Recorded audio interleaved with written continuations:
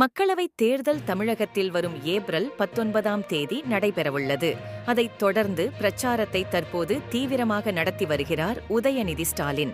மேலும் கடந்த 2021ஆம் ஆண்டு சட்டசபை தேர்தலில் சொன்ன வாக்குறுதிகள் என்னாச்சு? நீட்டை எதிர்ப்போம் என்று கூறினீர்கள். தற்போது வரை அதற்கான எந்த ஒரு முதல் படியையும் இதுவரை பூர்த்தி செய்யவில்லை என்றும் கடுமையான விமர்சனமும் உதயநிதி ஸ்டாலினுக்கு எதிராகத்தான் நாளுக்கு நாள் அதிகமாகிக் கொண்டிருக்கிறது. 39 தொகுதிகளில் நிச்சயமாக 2 தொகுதிகளில் கூட திமுகவின் கூட்டணிகளும் வெற்றியடைய முடியாது என்பதற்கேற்ப தமிழக மக்கள் தற்போது பிரச்சாரத்தையும் தொடங்கிவிட்டார்கள். மேலும் உதயநிதி ஸ்டாலினின் உருவ பொம்மைகளை செருப்பால் அடித்து விரட்டியடித்த காட்சிகள் இணையதளங்களில் வைரலாக பரவி வருகிறது. இது ஒரு ஊரில் மட்டும் கிடையாது.